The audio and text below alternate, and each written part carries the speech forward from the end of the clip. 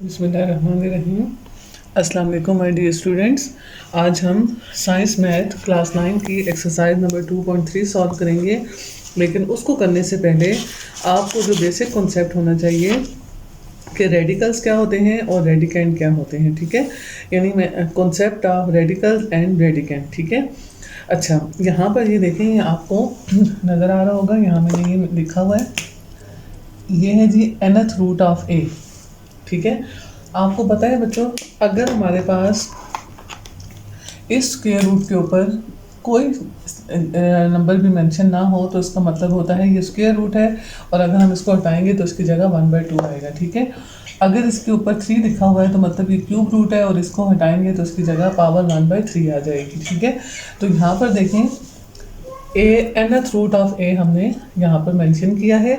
इसमें हमारे पास ए जो है वो एक रियल नंबर है। ठीक है, A is a real number and N is positive integer greater than 1। ठीक है, N is positive integer greater than 1। ठीक है, यानी कि जो रूट है वो नेगेटिव, इसकी जो रूट हम लेंगे वो नेगेटिव नहीं हो सकते। ठीक है, तो अब सबसे पहले ये देखिए, ये जो nth रूट का ये इंडेक्स है, ये जो नंबर है n, इसको हम कहेंगे इंडेक्स। ठीक है, ये जो रेडिकल का साइन है इसको हम कहेंगे रेडिकल, और जो इसके अंदर वैल्यू लिखी होगी वो क्या कहलाएगी, रेडिकेंड।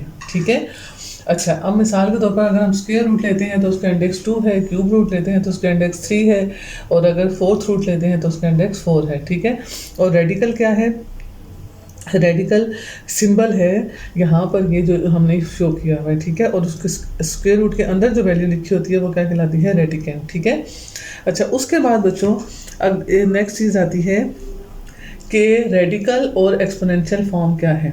ठीक है, अच्छा रेडिकल फॉर्म क्या है, जो हमने ऊपर लिखी है ये तो है ही रेडिकल फॉर्म। ठीक है, अगर हम स्क्वायर रूट को ख़त्म करके स्क्वायर रूट की जगह उस वैल्यू को पावर में लिख लेते हैं तो वो उसकी एक्सपोनेंशियल फॉर्म बन जाती है। ठीक है, और उसके लिए क्या कंडीशन मस्ट है कि A is a real number and N is positive integer. ठीक है, तो देखिए अगर nth रूट ऑफ ए लिखा हुआ हो तो हम स्क्वायर रूट को हटाएं तो इस n की जगह यहाँ पर स्क्वायर रूट की जगह क्या आ जाएगा, 1/n। ठीक है, तो this is called radical form, this is called exponential form. ठीक है, सेम इसी तरह अगर यहाँ पर स्क्वायर रूट है तो ए को जब हम स्क्वायर रूट को हटाएंगे तो ए की पावर 1/2 आ जाएगी, अगर क्यूब रूट होगा तो ए की पावर 1/3 आ जाएगी। ठीक है, यानी जो भी यहाँ पे इंडेक्स लिखा होगा पावर में वो वाला नंबर रेसिप्रोकल में आएगा। ठीक है, अच्छा अब देखें यहाँ पर ए के अंदर जो वैल्यू है, अंदर ए इसकी पावर 1 थी। ठीक है, अब ये भी तो पॉसिबल है अंदर वाली वैल्यू की भी कोई पावर हो, जैसे ए की पावर m फिर उसका nth रूट। ठीक है, this is also called radical form. ठीक है, अब जब हम इसको हटाएंगे, रेडिकल को हटाएंगे तो हमारे पास एक्सपोनेंशियल फॉर्म कैसे बनेगी, जो अंदर वाली पावर है वो नोमिनेटर हो जाएगी और जो इंडेक्स है वो क्या बन जाएगा,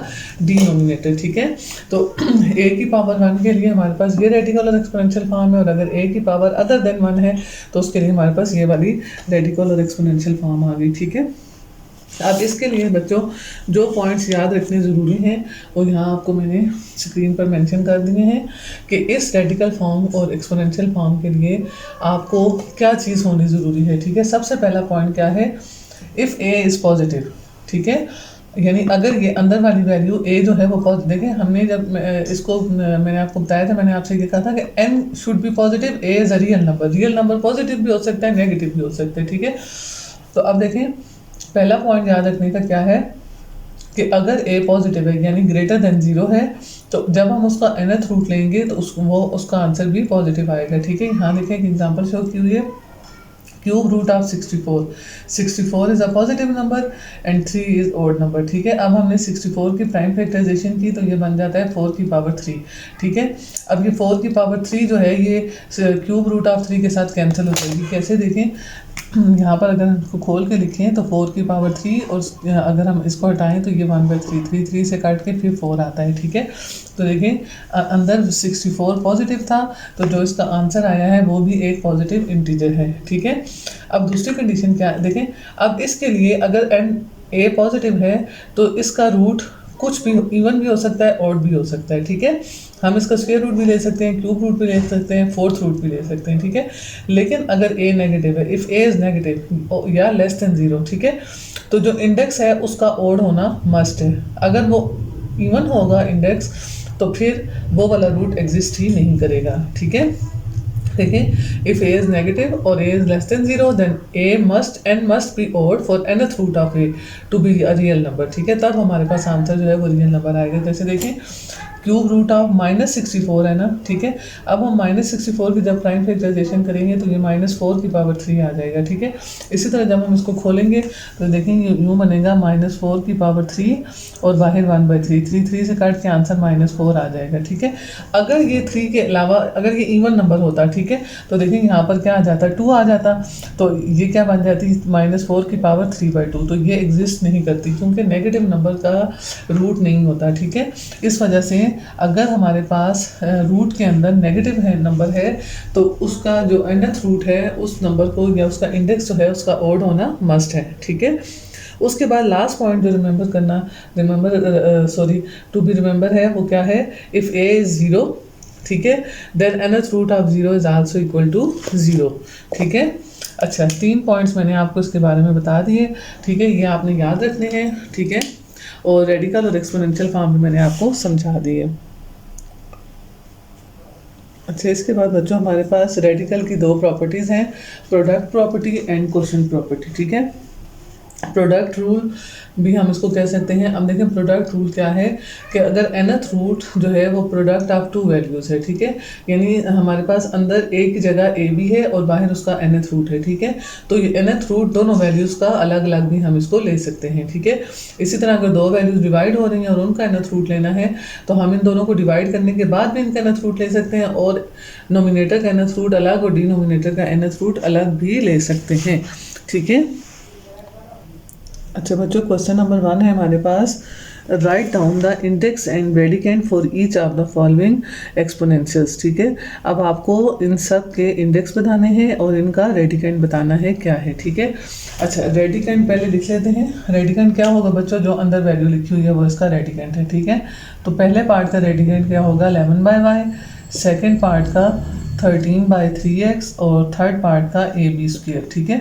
अब इंडेक्स क्या होगा, देखें इन दोनों के इंडेक्स तो सामने क्लियर है, इसका 3 है और इसका 5 है, ठीक है, लेकिन इसका इंडेक्स क्या होगा, जब कुछ ना मेंशन हो तो उसका इंडेक्स क्या होता है 2 होता है, ठीक है।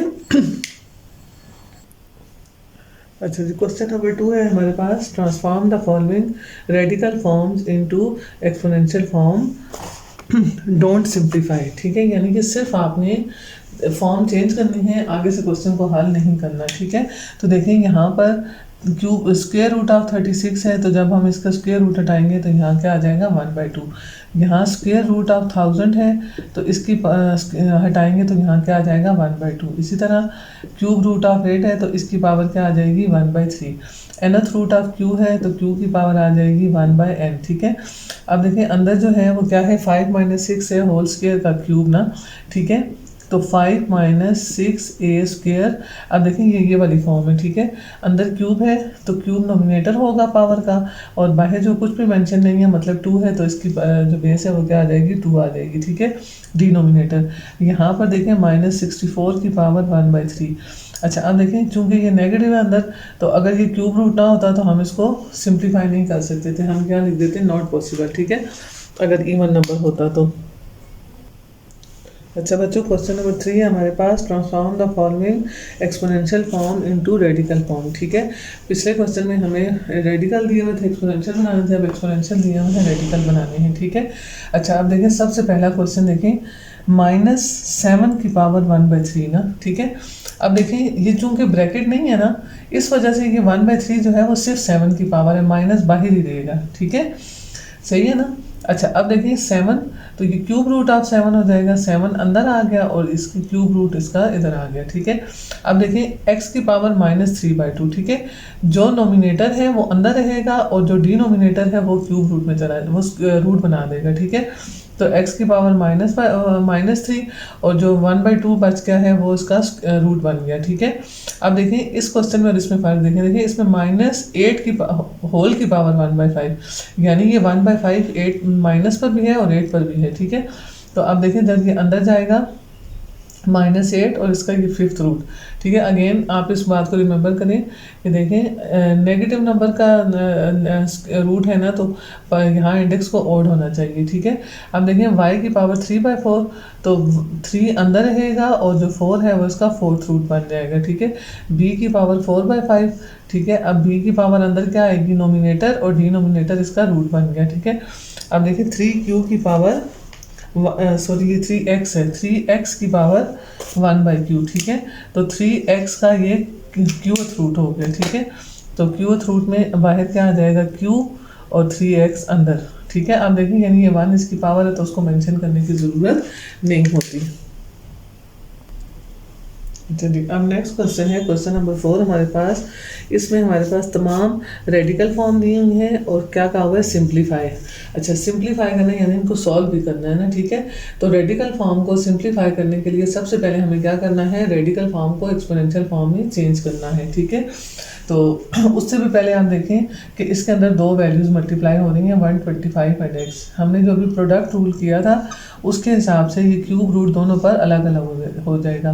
125 का अलग हो जाएगा और x का क्यूब रूट अलग हो जाएगा। ठीक है, सबसे पहले ये काम हमें करना है। ठीक है, उसके बाद देखें x की कोई प्राइम फैक्टराइजेशन पॉसिबल नहीं है, इसलिए ये इसी तरह रहेगा। अब 125 की हम प्राइम फैक्टराइजेशन करेंगे तो देखें क्या बन जाएगा, 5 2s are 10, 2 कैरी चला गया, 5 5s are 25, 5 5s are 25 and 5 1 is 5। ठीक है, तो बाहर आ गया क्यूब रूट और अंदर आ गई 5 की पावर 3 और ये क्यूब रूट ऑफ x साथ इसी तरह आ गया। ठीक है, अब देखें ये क्यूब रूट के साथ कैंसिल हो जाएगा। आप इसको यूँ भी लिख सकते हैं 5 की पावर 3 और इसको एक्सपोनेंशियल फॉर्म में लाएंगे 1/3 और ये जो है इसी तरह साथ चलेगा। ठीक है, ये 3 3 से कैंसिल हो गया, बाहर क्या आ गया 5 और क्यूब रूट ऑफ x आ गया साथ।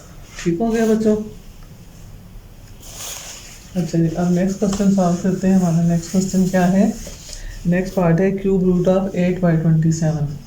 ठीक है, क्यूब रूट ऑफ 8/27। ठीक है, सेम जो भी हमने क्वेश्चन ला किया था क्वेश्चन रूल, उसके हिसाब से नोमिनेटर का क्यूब रूट अलग हो जाएगा और डिनोमिनेटर का क्यूब रूट अलग हो जाएगा। ठीक है, अब आप इनकी अगर प्राइम फैक्टराइजेशन करें तो 8 बन जाता है 2 का क्यूब और 27 बन जाता है 3 का क्यूब। ठीक है, सॉरी 3 का क्यूब। ठीक है, कैसे बनेगा देखें, कर भी लेते हैं।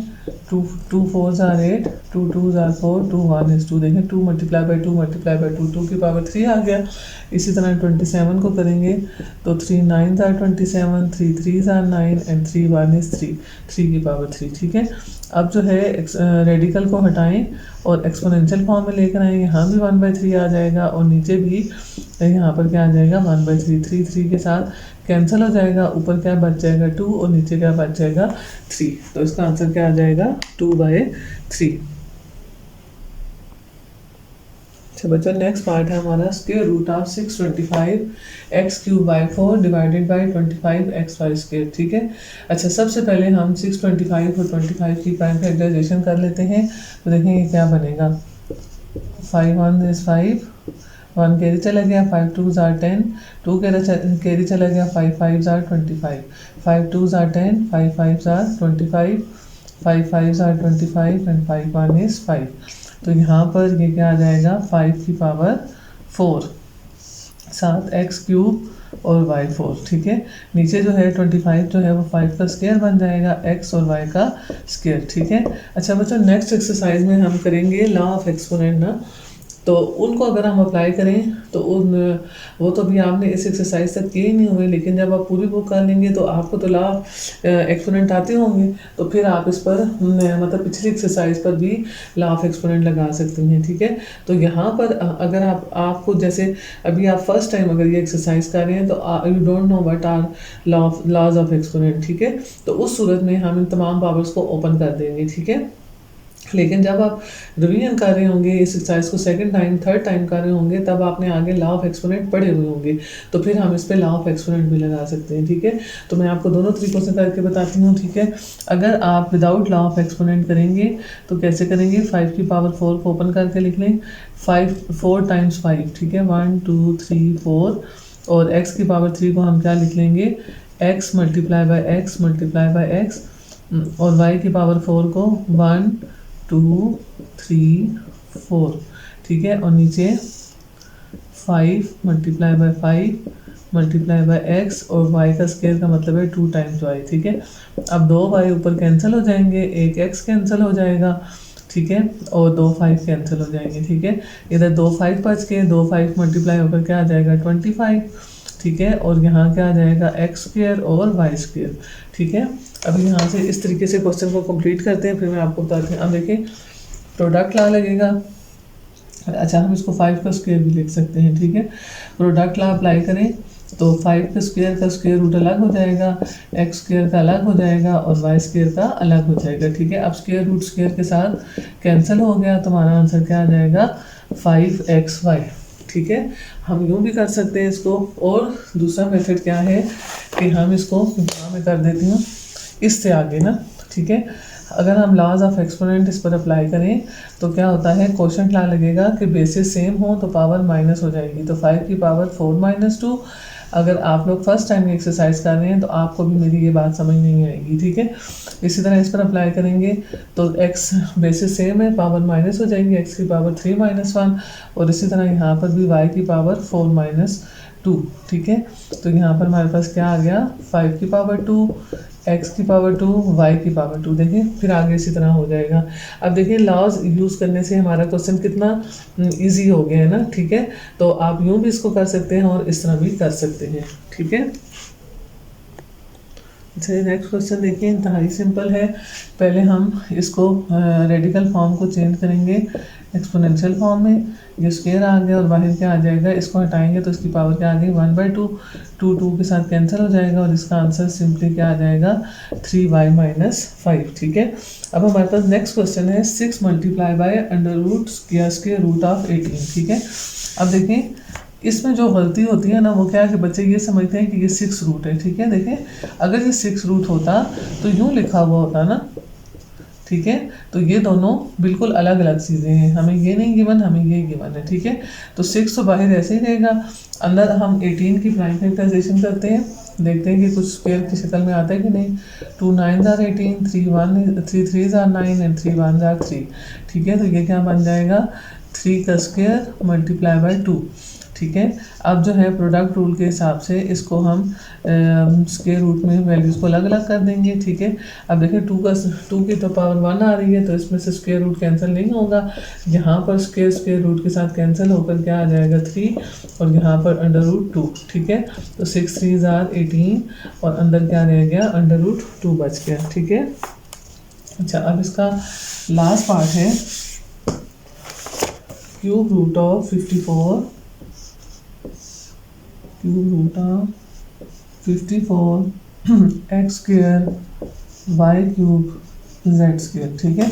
सबसे पहले प्रोडक्ट ला लगाकर इस क्यूब रूट को हर देखिए कितनी टर्म्स के अंदर 1 2 3 4 ये क्यूब रूट सब पर अप्लाई हो जाएगा, 54 पर भी, एक्स स्क्वायर पर भी और वाई क्यूब पर भी क्यूब रूट अप्लाई हो जाएगा और जेड स्क्वायर पर भी क्यूब रूट अप्लाई हो जाएगा, ठीक है। अब सबसे पहले हम 54 की प्राइम फैक्टराइजेशन करते हैं, देखें क्या बनता है 2 2s are 4, 2 7s are 14, 3 9s are 27, 3 3s are 9 and 3 1 is 3, ठीक है। अब देखें चूँकि क्यूब रूट है तो 3 का क्यूब आ गया और मल्टीप्लाई बाय 2 आ गया, ठीक है। अब यहाँ देखें कि आप इसको ओपन भी कर सकते हैं और जो परफेक्ट क्यूब हैं उनको ओपन कर लें, जो परफेक्ट क्यूब नहीं है उनको इसी तरह छोड़ दें, ठीक है। तो हमारे पास देखें कौन सा परफेक्ट क्यूब में नहीं आ रहा, ठीक है। तो देखें यहाँ पर क्वेश्चन में, अच्छा ये एक्स का क्यूब है, मैंने गलती से लिख दिया है एक्स क्यूब है, अच्छा तो इससे ये भी परफेक्ट क्यूब है, ये भी परफेक्ट क्यूब है, ये नहीं है, ठीक है। तो हम इनको ओपन कर देते, बल्कि ठहरे नेक्स्ट स्टेप में करते हैं, ठीक है। वाई क्यूब का क्यूब रूट और जेड स्क्वायर का क्यूब, ठीक है। अब देखें यहाँ से ये वाली भी अलग हो जाएंगी, ठीक है। 3 स्क्वायर का 3 क्यूब है, 3 क्यूब का क्यूब रूट मल्टीप्लाई बाय √2 का क्यूब रूट, ठीक है। अब यहाँ पर इनकी पावर्स को अलग कर दें, ओपन यानी रेडिकल फॉर्म से एक्सपोनेंशियल फॉर्म में ले आएँ, y3 की पावर 1/3। और देखें ये तो क्यूब रूट परफेक्ट नहीं है, इसको इसी तरह छोड़ दें, ठीक है। तो यहाँ से इसको भी ओपन कर लें, 3 की पावर 3 बाय 1/3 और ये क्यूब रूट ऑफ 2, ठीक है। और यहाँ से ये पावर्स कैंसिल होकर यहाँ क्या आ जाएगा, x मल्टीप्लाई बाय वाई और cube root of z square, ठीक है।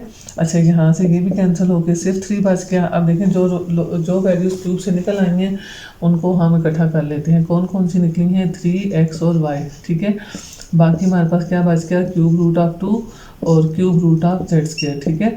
अच्छा देखें जैसे हमने यहाँ पर एक क्यूब सब वैल्यूज़ पे था तो हमने इनको अलग अलग किया, इस तरह अगर अलग अलग हो तो हम उसको एक क्यूब के अंदर लेके आ सकते हैं। तो ये क्या बन जाएगा, 3xy cube root of 2z square, ठीक है बच्चों। ये हमारी एक्सरसाइज कंप्लीट हो गई है। आई होप आपको बहुत अच्छे से समझ आ गई होगी। इंशाल्लाह नेक्स्ट वीडियो में मिलेंगे नेक्स्ट एक्सरसाइज के साथ। अल्लाह हाफिज़।